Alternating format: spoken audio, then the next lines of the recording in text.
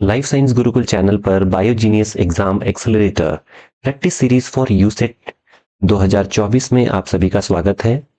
पिछली वीडियो में यानी कि सेशन 8 में हमने यूसेट 2015 लाइफ साइंस पेपर सेकंड को सॉल्व किया था। इस वीडियो में यानी कि सेशन 9 में हम यूसेट 2015 लाइफ साइंस के पेपर थर्ड को सॉल्व कर रहे हैं।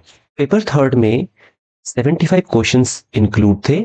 75 क्वेश्चन में से अगेन वीडियो बहुत लंबी ना हो इसलिए हमने 50 क्वेश्चन के अराउंड जो है शॉर्ट लिस्ट किए हैं और उनको हम यहां पर सॉल्व करेंगे। 2015 यूसेट लाइफ साइंस पेपर को सॉल्व करने का एक सबसे इंपॉर्टेंट जो एम है वो ये है कि आप लोग नियरली समझ पाएंगे कि यूसेट का पैटर्न किस तरह का है, किस लेवल के क्वेश्चंस होंगे और किस तरह के क्वेश्चंस जो है एग्जाम में पूछे जाने की संभावना है। तो इसलिए आज हम लाइफ साइंस 2015 यूसेट पेपर थर्ड को सॉल्व कर रहे हैं। तो चलिए वीडियो को शुरू करते हैं।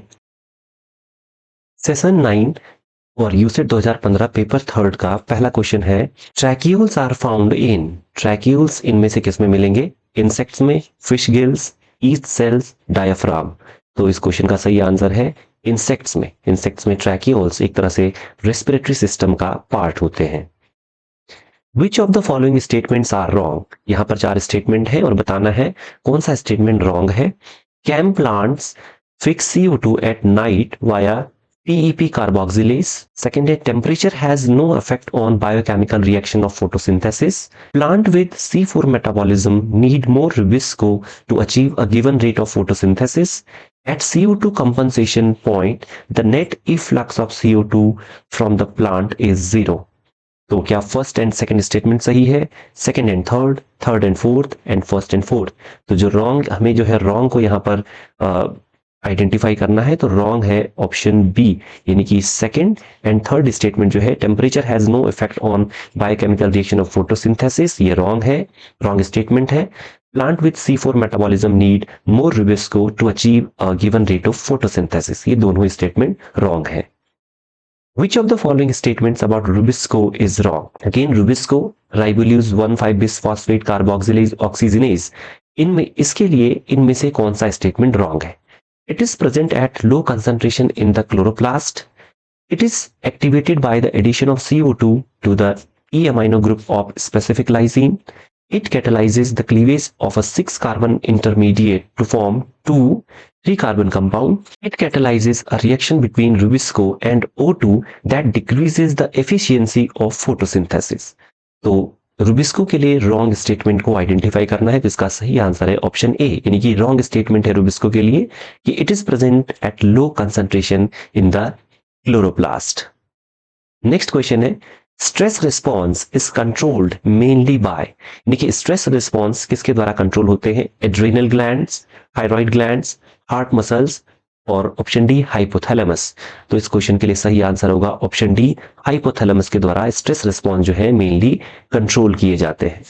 In skeletal muscle the cross bridge of the sarcomere are made up of. यानी सार्कोमियर पर क्रॉस ब्रिज किसके बने होते हैं स्केलेटल मसल में? मायोसिन के, ट्रोपोनिन, एक्टिन या ट्रोपोमाइसिन, सभी जो है ये मसल्स प्रोटीन है। तो इसका सही आंसर है कि स्केलेटल मसल में जो क्रॉस ब्रिज फॉर्म होता है वो बने होते हैं मायोसिन के, यानी मायोसिन फिलामेंट के। नेक्स्ट क्वेश्चन है, mountain sickness is due to. यानी कि जो माउंटेन सिकनेस होती है वो किसकी वजह से होती है? लो PO2 यानी कि ऑक्सीजन के लो पार्शियल प्रेशर की वजह से, लो PCO2 यानी कि कार्बन डाइऑक्साइड के लो पार्शियल प्रेशर से, हाई PCO2 या हाई PO2। तो इस क्वेश्चन का सही आंसर है ऑप्शन ए, लो PO2, यानी कि ऑक्सीजन के पार्शियल प्रेशर में कमी के कारण माउंटेन सिकनेस फील होती है। अगला क्वेश्चन है, in the lungs the air is separated from the venous blood through. यानी लंग्स में जो एयर है वो कौन सी मेम्ब्रेन है जो एयर को और वेनस ब्लड को सेपरेट करती है? Squamous epithelium plus endothelium of blood vessels, squamous epithelium and tunica media of blood vessels, transitional epithelium and tunica externa of blood vessels, या none of these। इस question का सही answer है option ए, lungs में air और blood जो है दोनों सेपरेट होते हैं squamous epithelium plus endothelium of blood vessels के द्वारा। Multiple allelism controls inheritance of, यानी कि यहाँ पर जो है वो जेनेटिक कंडीशंस दी हुई हैं 4। इनमें से मल्टीपल एलिलिज्म का एग्जांपल कौन है, या मल्टीपल एलिलिज्म कहाँ पर देखने को मिलेगा? Phenyl ketonuria, colour blindness, blood groups या सिकल सेल एनीमिया। तो ब्लड ग्रुप जो है यहाँ पर मल्टीपल एलिलिज्म जो है देखने को मिलती है। नेक्स्ट क्वेश्चन है, सेक्स लिंक्ड कैरेक्टर्स आर, जो सेक्स लिंक्ड कैरेक्टर्स होते हैं वो कैसे होते हैं? डोमिनेंट नेचर के, recessive, found only in men, no inherited. तो इस क्वेश्चन का सही आंसर है option B, sex linked character जो होते हैं वो रिसेसिव होते हैं। Which of the following is common in Annelida and Arthropoda? Arthropods में और Annelids में इन चार में से कौन सा ऑप्शन है जो कॉमन है? Basal nerve cord, ventral nerve cord, dorsal nerve cord या इंटीरियर नर्व कॉर्ड। तो इसका सही आंसर होगा ऑप्शन बी, यानी कि वेंट्रल नर्व कॉर्ड जो है ये एनालिड्स में और ऑर्थोपोड्स में दोनों में कॉमन होता है। नेक्स्ट क्वेश्चन है, diversity of habitats over total geographical area is, यानी कि एक ज्योग्राफिकल एरियाज में जो टोटल डाइवर्सिटी है उसे क्या कहेंगे? Alpha diversity, beta diversity, gamma diversity या ऑल ऑफ द अबव। तो इस क्वेश्चन का सही आंसर होगा option C, gamma diversity. Alpha diversity का मतलब है कि विद इन इकोसिस्टम, एक इकोसिस्टम के अंदर जो है पाई जाने वाली डाइवर्सिटी को अल्फा डाइवर्सिटी कहेंगे। और बीटा डाइवर्सिटी हो गई कि मल्टीपल जो इकोसिस्टम होंगे उनके अंदर पाई जाने वाली डाइवर्सिटी को, और जो एक टोटल ज्योग्राफिकल एरिया में पाई जाने वाली डाइवर्सिटी है उसको कहेंगे गामा डाइवर्सिटी। नेक्स्ट क्वेश्चन है, which pair shows richest biodiversity in our country, यानी कि हमारे कंट्री में रिचेस्ट बायोडाइवर्सिटी का पेयर कौन सा है जहां पर सबसे ज्यादा बायोडाइवर्सिटी देखने को मिलती है? Eastern Himalaya and western Ghat, Sundarbans and Rann of Kutch, eastern Ghats and western Himalaya, western Himalaya and eastern Himalaya. तो इसका सही आंसर है option A, eastern Himalaya and western Ghat. यहां पर जो है भारत में सबसे ज्यादा बायोडाइवर्सिटी देखने को मिलती है। अगला क्वेश्चन है, क्रिप्टिक स्पीसीज। क्रिप्टिक स्पीसीज कौन होते हैं? Shows adaptation to escape predators, show termination of gene flow between them, show adaptation to consume cryptogams या are most sensitive to change in environment. तो इस क्वेश्चन का सही आंसर होगा ऑप्शन बी, यानी क्रिप्टिक स्पीसीज वो होती हैं जो आपस में जीन फ्लो को नहीं होने देती हैं, जीन फ्लो को टर्मिनेट कर देती हैं। नेक्स्ट क्वेश्चन है, इन अमीबा सिस्ट फॉर्मेशन, यानी कि अमीबा में सिस्ट की जो फॉर्मेशन होती है ये कब देखने को मिलती है? During sexual reproduction, after sexual reproduction, during adverse environmental condition या at onset of optimal environmental condition. तो अमीबा में जो सिस्ट की फॉर्मेशन होती है वो होती है during adverse environmental condition. In India we find mangoes with different flavours, colours, fiber content, sugar content, and even shelf life. The large variation is on account of mangoes में जो बहुत ज्यादा डाइवर्सिटी देखने को मिलती है फ्लेवर में, colour में, फाइबर कंटेंट में, सुगर कंटेंट में और इवन उनकी जो शेल्फ लाइफ है, वो जो वेरिएशंस है वो किसके कारण से देखने को मिलती है? Species diversity, induced mutation, genetic diversity या हाइब्रिडाइजेशन। तो जो इतनी सारी वेरिएशंस यहाँ पर मैंगो में है वो है जेनेटिक डाइवर्सिटी के कारण। जेनेटिक डाइवर्सिटी की वजह से ही हमारे देश में जो मैंगोज की different flavour, colour, fibre content, sugar content होते हैं वो सब देखने को मिलते हैं। नेक्स्ट क्वेश्चन है, which statement among the following is true? यहां पर दिए गए जो स्टेटमेंट है उनमें से कौन सा ट्रू है? Tropical forest are nearly twice as production as temperate forest, temperate evergreen forest are less productive than desert, swamp and marshes are less productive than tundra and alpine vegetation, productivity of open ocean is more than swamp and marshes।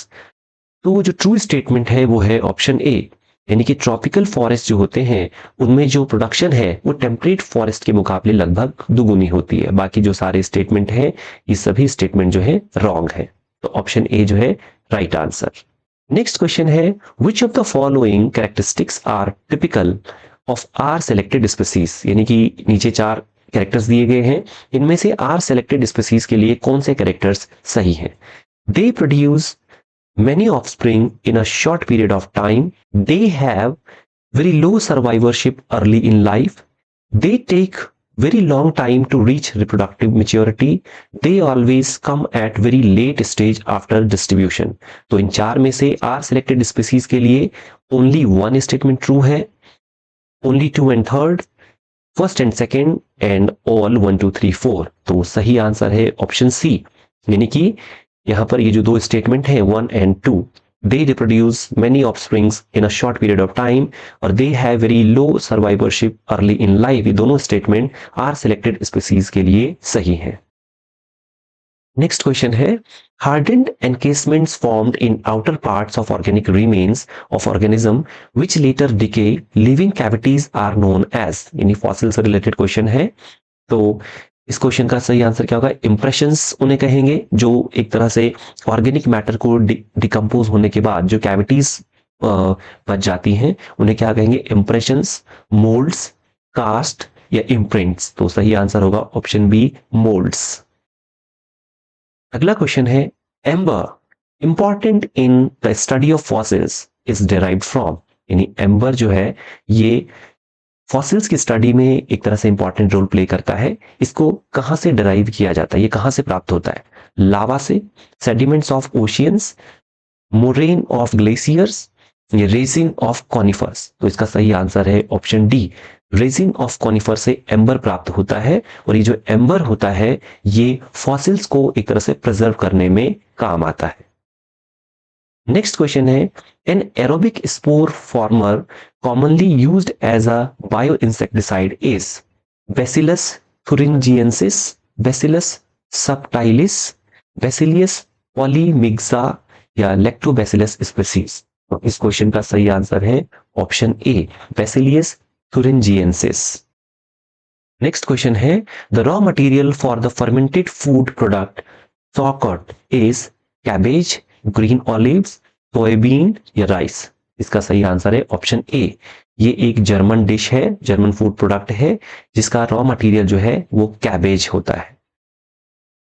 A mechanism of gene therapy involving the alteration of myoblasts could be used to treat। यानी कि gene therapy का एक mechanism है जिसमें myoblast में alteration involve है, वो किसके लिए यूज किया जाता है, Parkinson disease, muscular dystrophy, prostate cancer या नन ऑफ दीज। तो इसका सही आंसर है ऑप्शन बी, मस्कुलर डिस्ट्रोफी।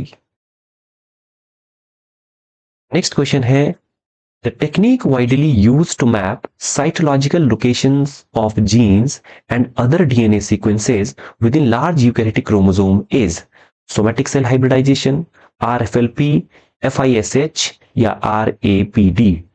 यानी यहां पर जो है यूकैरियोटिक क्रोमोसोम में डीएनए सीक्वेंस या जीन की लोकेशन को साइटोलॉजिकली मैप करने के लिए जो टेक्निक यूज होती है वो है FISH, fluorescence in situ hybridization. FISH is the right answer. Next question है, which of the following is true about the bonds in the DNA. यानी डीएनए में फॉर्म होने वाले बॉन्ड्स के लिए कौन सा स्टेटमेंट ट्रू है। Phosphomonoester bonds link successive nucleotides in nucleic acid, ये रॉन्ग है। फॉस्फोमोनोएस्टर नहीं बल्कि फॉस्फोडाइस्टर बॉन्ड होता है। Phospho anhydride bonds link successive nucleotide in nucleic acid, this is also wrong. Single stranded DNA और RNA does not form hydrogen bond, ये भी wrong है। Hydrogen bonding can occur in triplex DNA, तो ये option D जो है वो DNA में फॉर्म होने वाले बॉन्ड्स के लिए सही स्टेटमेंट होगा। नेक्स्ट क्वेश्चन है, which one of the following organism will have the highest percentage of unsaturated fatty acid chain in their membrane?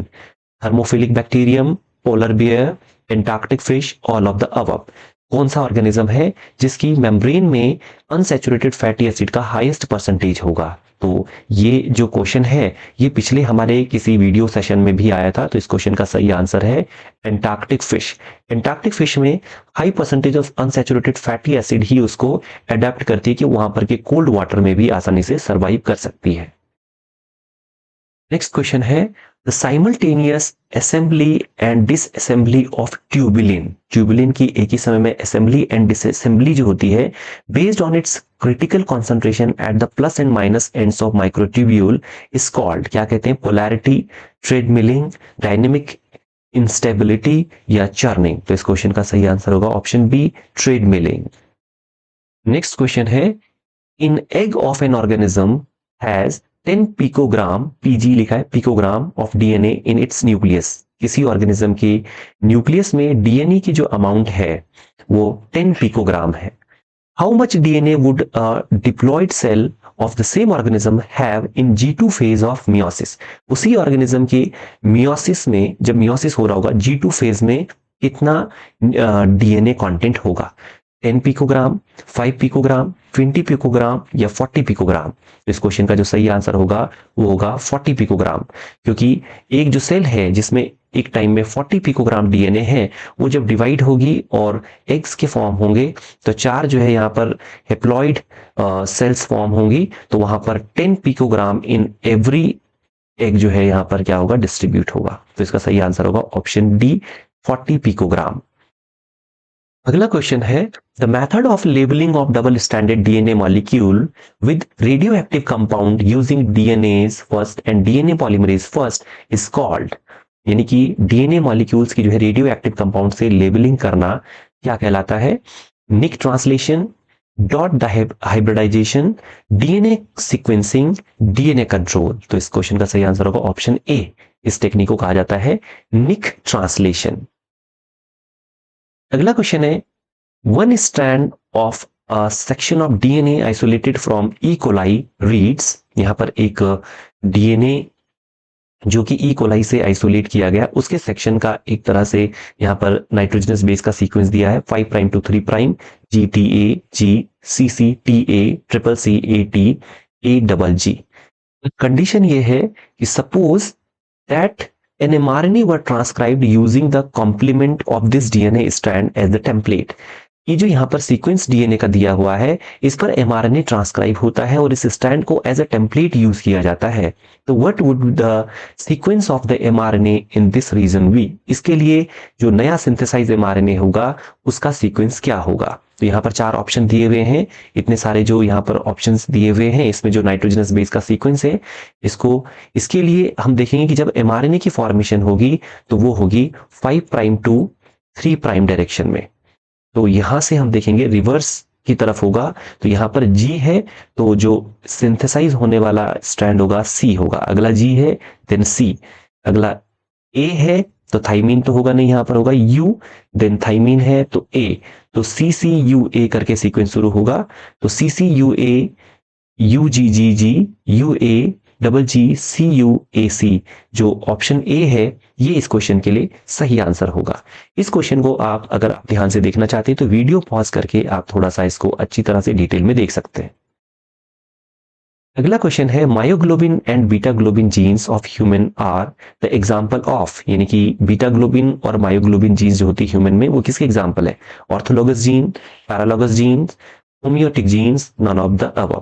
तो इसका सही आंसर होगा ऑप्शन बी, पैरालोगस जीन्स। इन क्वेश्चंस में जो ये टर्मिनोलॉजी यूज हुई है, इसकी डेफिनेशंस आप पढ़ सकते हैं। ऑर्थोलोगस जीन्स क्या होती है, paralogous genes and homeotic genes. अगला क्वेश्चन है, which of the following takes place during zygotene stage of prophase first of meiosis. यानी मियोसिस की जो प्रोफेज फर्स्ट है, उसकी जो जाइगोटीन सब स्टेज होती है, उसमें इन 4 में से कौन से फिनोमेना देखने को मिलेगी? Compaction of chromosome, formation of synaptonemal complex, formation of recombination module, dissociation of synaptonemal complex। तो इस क्वेश्चन का सही आंसर है ऑप्शन बी, यानी जो synaptonemal complex होता है उसकी फॉर्मेशन होती है प्रोफेज फर्स्ट की जाइगोटीन स्टेज में। अगला क्वेश्चन है, the stage of the lysogenic cycle where the viral DNA segment is integrated into a host cell's genome is called.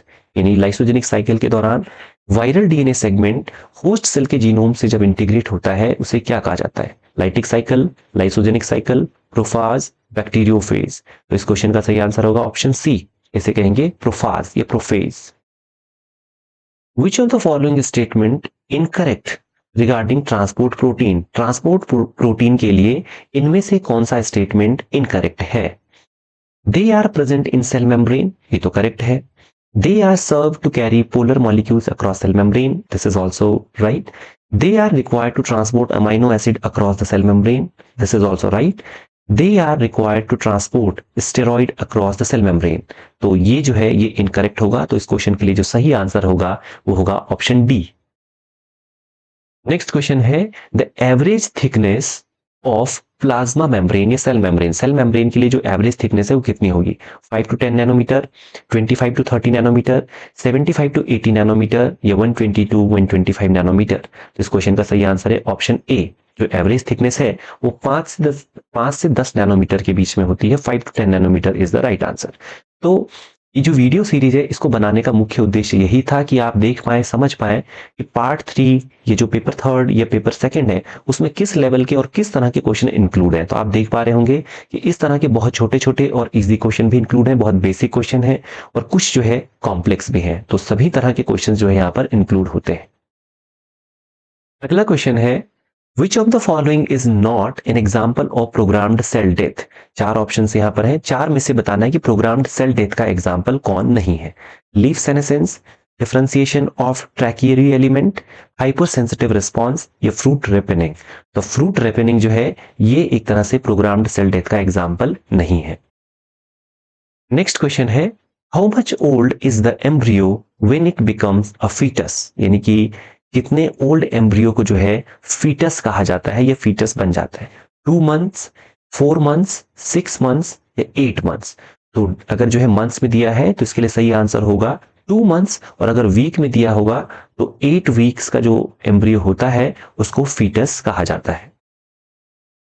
Next question है the first structure formed from cleavage during zygotic division is called. यानी zygote में जब division होता है, cleavage होता है, तो उसके दौरान बनने वाला जो फर्स्ट स्ट्रक्चर होगा उसे क्या कहेंगे? ब्लास्टोमियर, मोरूला, ब्लास्टूला या गेस्टूला। तो इस क्वेश्चन का सही आंसर होगा ऑप्शन ए, ब्लास्टोमियर्स कहा जाता है जो फर्स्ट स्ट्रक्चर फॉर्म्ड होता है जाइगोटिक डिवीजन के दौरान। असर्शन एंड रीजन वाले क्वेश्चंस कुछ इसमें इंक्लूड किए गए हैं। असर्शन है shoot meristemless gene is essential for formation of short apical meristem। assertion है। reason है expression of this gene is responsible for continued indeterminate character of short apical meristem। तो चार ऑप्शन है। ये इस तरह के क्वेश्चंस में इस तरह के सिमिलर ऑप्शंस होते हैं कि असर्शन और रीजन ट्रू है, आर जो है करेक्ट एक्सप्लेनेशन है। असर्शन और रीजन जो है वो दोनों ट्रू है बट आर करेक्ट एक्सप्लेनेशन नहीं है।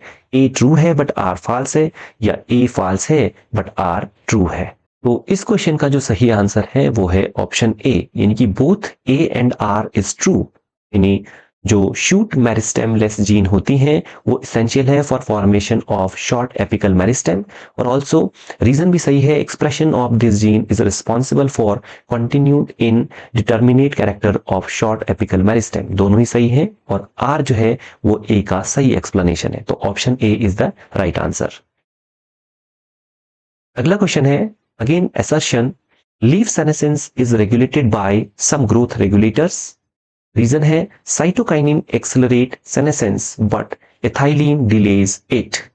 तो अगेन ऑप्शन सेम होंगे। तो इस क्वेश्चन का जो सही आंसर है वो है ऑप्शन सी, यानी कि ए जो है leaf senescence is regulated by some growth regulators, ये तो ट्रू है, बट जो आर है वो फॉल्स है, यानी कि cytokinin accelerate senescence but ethylene delays it. तो ऑप्शन सी जो है वो होगा राइट आंसर। नेक्स्ट है assertion nonsense codon are responsible for terminating peptide chain. यानी कि नॉनसेंस कोडॉन पॉलीपेप्टाइड जो चेन फॉर्म होती है उसकी टर्मिनेशन के लिए, टर्मिनेटिंग के लिए रिस्पॉन्सिबल है। रीजन है nonsense codon are not recognised by tRNA. तो same again option A B C D तीन चार ऑप्शन एकदम सेम है। इसके लिए ऑप्शन ए जो है वो राइट आंसर होगा, यानी कि जो नॉनसेंस कोडॉन होते हैं वो रिस्पॉन्सिबल है टर्मिनेटिंग पेप्टाइड चेन, ये असर्शन भी ट्रू है। और nonsense codon not recognised by tRNA ये भी ट्रू है, और आर जो है वो करेक्ट एक्सप्लेनेशन है ए का। तो option A is the right answer. अगला क्वेश्चन है the natural interspecific hybrids are either totally absent और आर वेरी रेयर। रीजन है members of separate species do not interbreed usually. इसके लिए भी ऑप्शन ए जो है वो ट्रू होगा, यानी कि both A and R is true. Natural interspecific hybrid जो होते हैं ये तो टोटली एब्सेंट होते हैं या वेरी रेयर होते हैं। मेंबर जो होते हैं of separate species do not interbreed usually. तो A and R both true है, और आर भी जो है इसका ए का ट्रू एक्सप्लेनेशन है। तो option A is the right answer.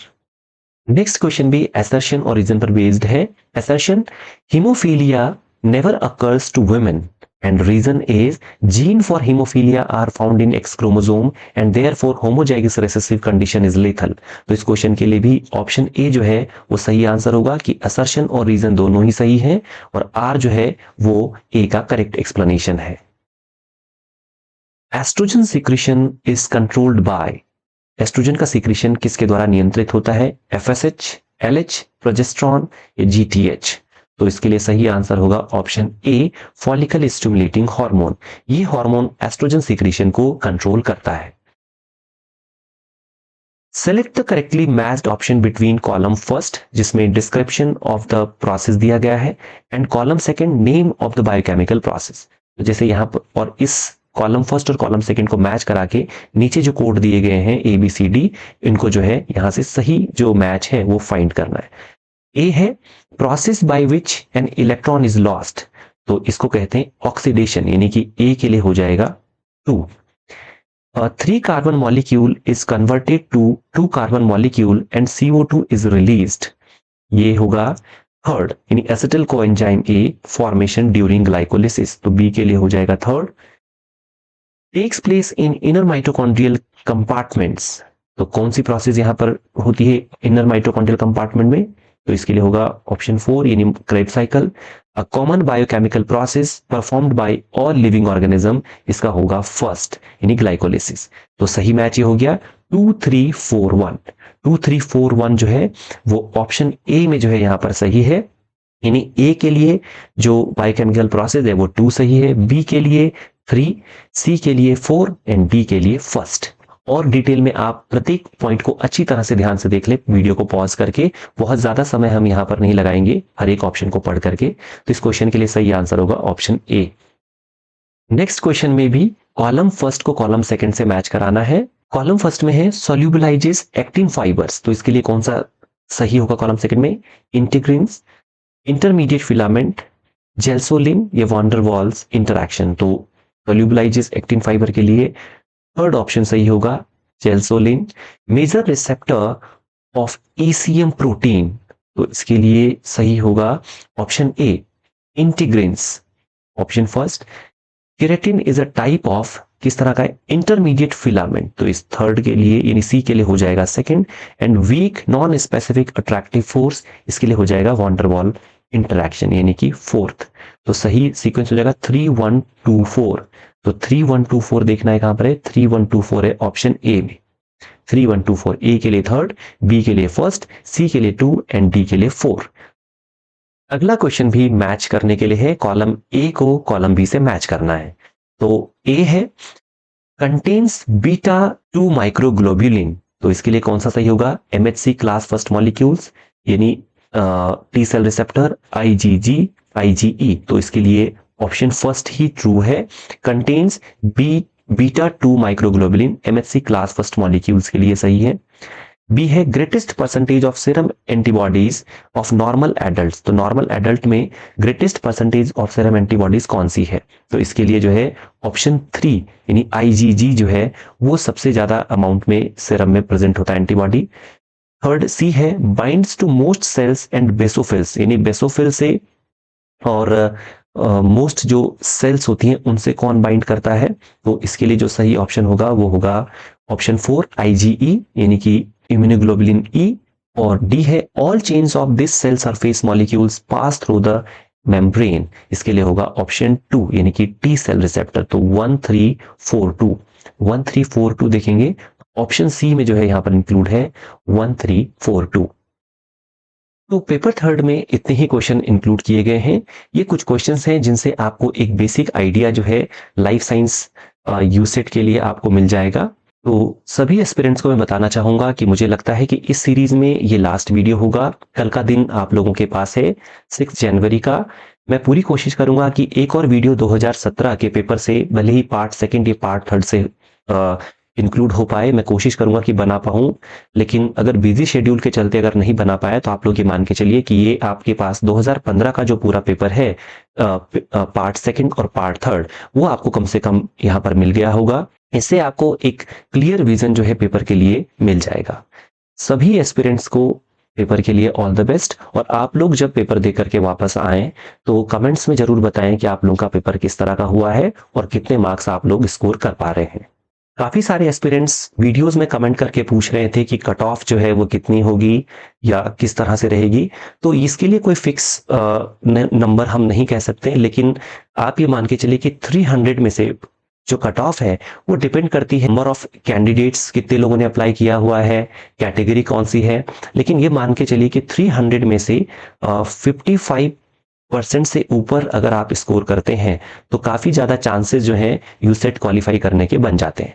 55 से ऊपर, और अगर किसी का 60% से ऊपर है तो उसके तो काफ़ी ज़्यादा और ज़्यादा चांस जो है यूसेट क्वालिफाई करने के बन जाते हैं। तो आप ये मान के चलिए कि 300 में से 160 अबव या 180 अबव मार्क्स जो है आप लोगों को स्कोर करने हैं। तो सभी एस्पिरेंट्स को ऑल द बेस्ट। और वापस जब आप आएंगे पेपर देके तो कमेंट्स में जरूर बताइए कि आप लोग को कितना जो है आप स्कोर कर पा रहे हैं, क्वालिफाई पेपर हो पा रहा है या नहीं हो पा रहा है। उसके बाद हम जरूर कोशिश करेंगे कि वीडियो में जो पेपर है आप लोगों का उसको सॉल्व करें। आगे भी और कॉम्पिटिटिव एग्जाम के लिए आप इस चैनल पर बने रहें। आप चैनल को सब्सक्राइब करें, अपने और साथियों के साथ भी शेयर करें। आगे भी इसी तरह के और कॉम्पिटिटिव एग्जाम से रिलेटेड वीडियोस इस चैनल पर आती रहेंगी, और लाइफ साइंस से रिलेटेड जो भी टॉपिक हैं, डिस्क्रिप्टिव टॉपिक हैं, उन पर तो वीडियो इस चैनल पर लगातार बनती रहेंगी। Thanks for watching.